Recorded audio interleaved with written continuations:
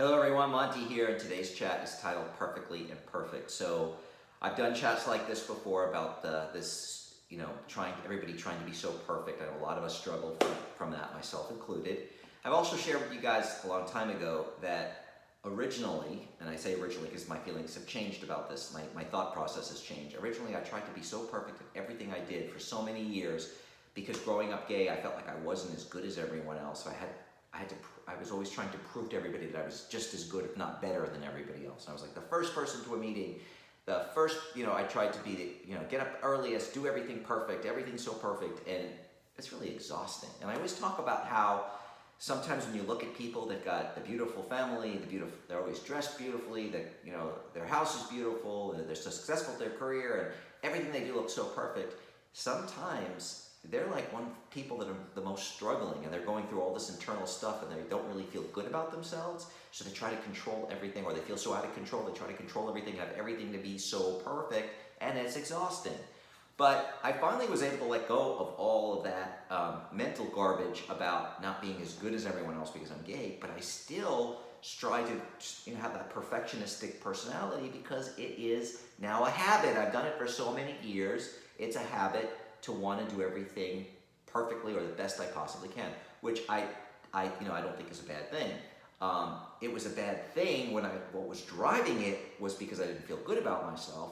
But now that it's just become a habit, I do it because I want to be my best and do the best at everything. I want people, to be pleased with my work my work at work and whatever I do at work, and I don't think it can be a bad thing if the driver is bad, but if it's just become a habit and you want to do everything 110% because you want to be your best, I think that's totally okay. Little did I know how important this chat was going to be for me, because I decided to do it yesterday, and it was because I was going to tell you that I gained all the weight back. So if everything's, oh, Monty, you're so perfect and it's so easy for you. No, it's not. I've been struggling with my weight ever since I was a kid. When I always show this picture, oh, now I don't know where it is.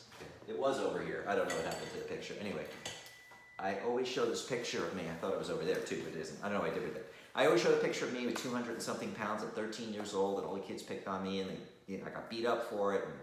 And I've told the stories before. I won't go on about it again. And then I gained weight like 5 or 6. This is like the 6th time in my life. I've only 15 pounds this time. Usually it was 30 to 50 pounds. Up, down, up, down, up, down. And the main thing is, if I would gain the weight back if I stopped counting calories. Every time I stopped counting calories, I gained the weight back. This time I'm counting calories, I'm going over my calories, right? So this is a new thing. I used to always, stop counting and I didn't gain all my weight back, but now I'm still working out 5 to 6 days a week. I'm still eating clean. I'm on my low carb diet that I lost the weight on. I'm eating very low carbs, but I'm eating too many calories. I think only one day did I go over the carbs, and it was still low carbs.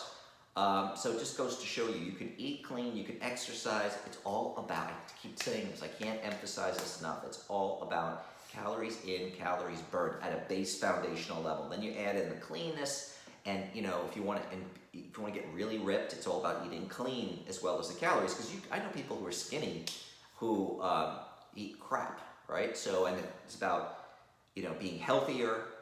The foundation always is counting the calories, and then how you eat. Additionally to that is maybe you don't want to do dairy, maybe you want to go low carb, maybe you just want to eat clean, no sugar, no artificial sweeteners.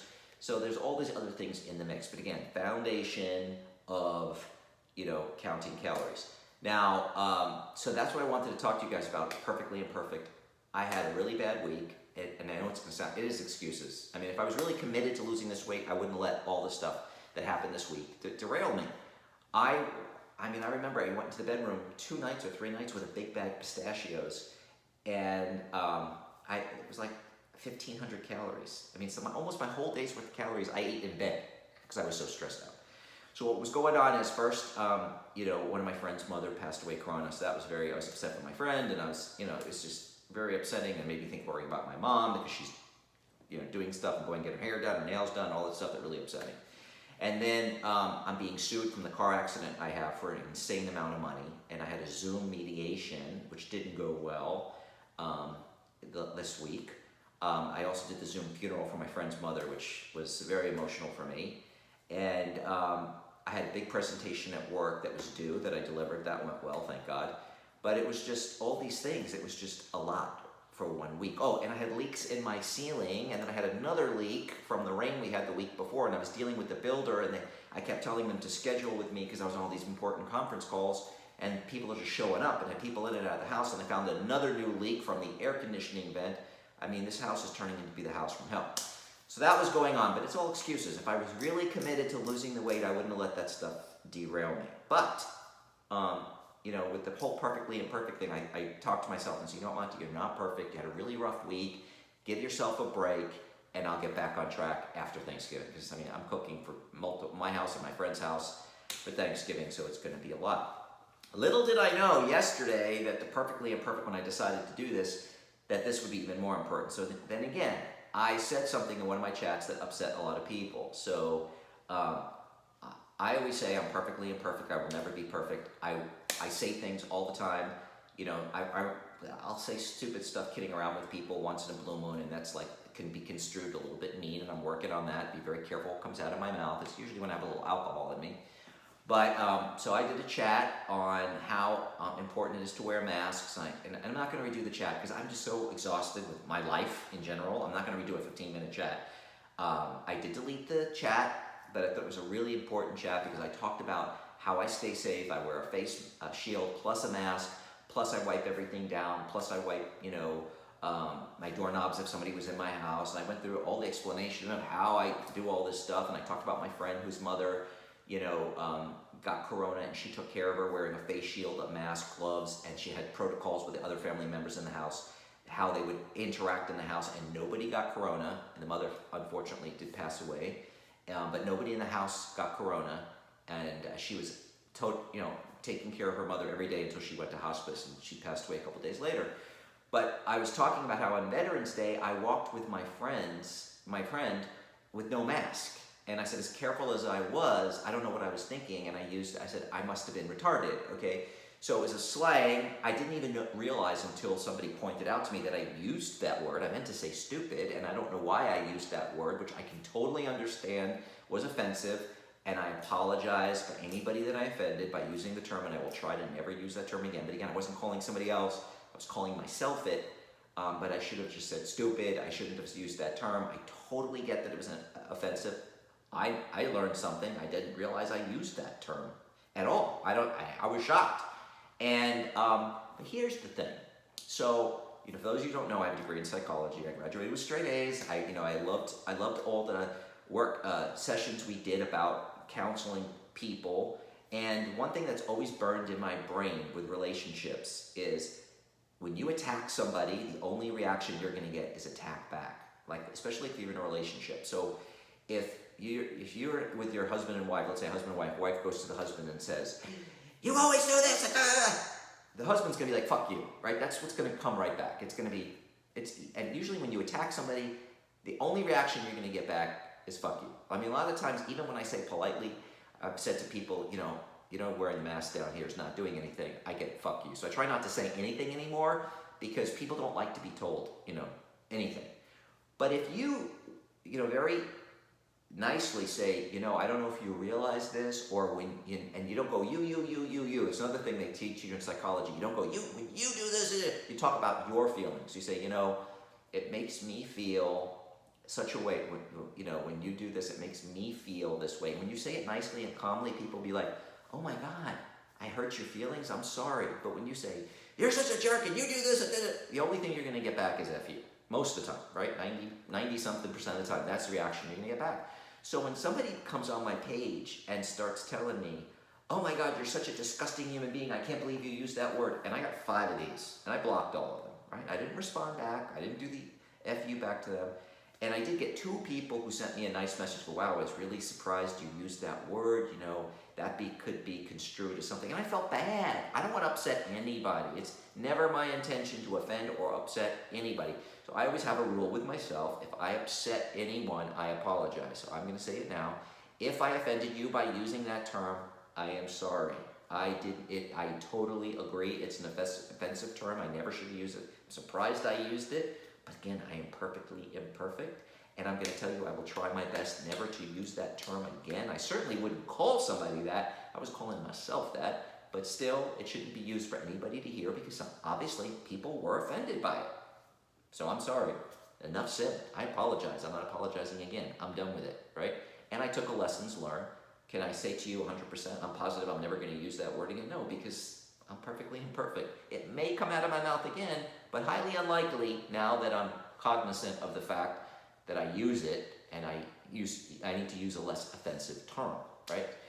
But there were some Karens that just, it's amazing to me that people will say that's so offensive, but they'll then insult you and call you all kinds of names. I mean, how are they any better than what I did? And I did it not on purpose, right?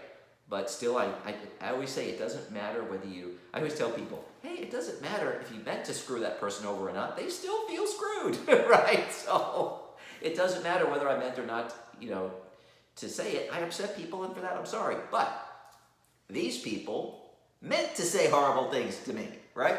It was with bad intention, right? So, and how does that make anybody, so it upset me just because I keep getting comments on my page of people telling me, and it's just like, I don't do that well, I do to Donald Trump. I do send him nasty messages every once in a while, but that's a whole nother story. But anybody else, no, on Twitter, every time he complains about something, I send a picture of him dressed as a baby in a diaper on the desk. And I also, this other thing that says Trump lost.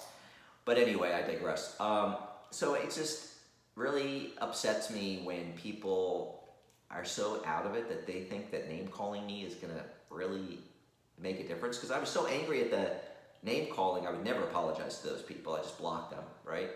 And then, the people who said it nicely, see, when you say something nicely, people think and they reflect. And I felt bad. I was like, for the people, I had it was like kind of, 1 minute I was pissed and the next minute I was feeling bad because the first couple of messages I got were nasty Karens calling me all these names. But when the people nicely said it, I said, wow, they're so right. I never should use that word ever because it's going to offend people, and that's not what I want to do in life. And so there you go. So I'm perfectly imperfect. I apologized already. I won't apologize again. I'll try my best never to use that term again. But again, guys, if you're ever in a situation, whether it be with your spouse or somebody at work, try to talk about your feelings that, I feel this way when this happens. Don't attack people. When you attack them and start name calling them, you're never going to get the result you want. Now, somebody at work or somebody in the street, it may not make a difference, but we learned about this in relationships, in doing psychology when we were counseling people. It's, you want to say it a little bit more gently. If you want people to really make a change in their behavior, you want to, say it nicely and not attack them, and then they have time to think about it, right? It's just an automatic reaction. You attack, somebody attacks back. If you say nicely, this could be, like the two women who did, I want to say thank you. I don't remember their names, but they said, Monty, you really shouldn't use that term. It could be conceited. And I was like, wow, I feel so bad. See, that's a natural reaction. You attack somebody, they discount what you say, and they get angry back to you, and then you're in a fight. You say something nice and politely, you make people reflect, think about it, and they will maybe make a change. I'm not going to say they're always going to, and maybe they'll make a change. I know that I'm going to try my hardest never to use that word again, because it's just putting bad energy out in the universe, and I don't want it. So just remember one thing, we're almost out of time. We're all perfectly imperfect. We're going to make mistakes. Lord knows I do all the time, especially like with the car accident that I just had, I'm going to be extra careful. It majorly impact my life, majorly impact how I drive, how if I'm tired, don't get behind the wheel of a car. It's changed me in so many ways. But anyway, so if we have something that happens like that, just take a lesson, learn from it, and move on. And just don't beat yourself up too hard. Just say, okay, you know what? I screwed up. I'm going to try better the next time. And keep saying in your mind, I'm not perfect. I never will be. But I definitely want to take a lesson to learn from that and try to be a better person. Anyway, hope you enjoyed today's chat, and I'll be talking to you soon.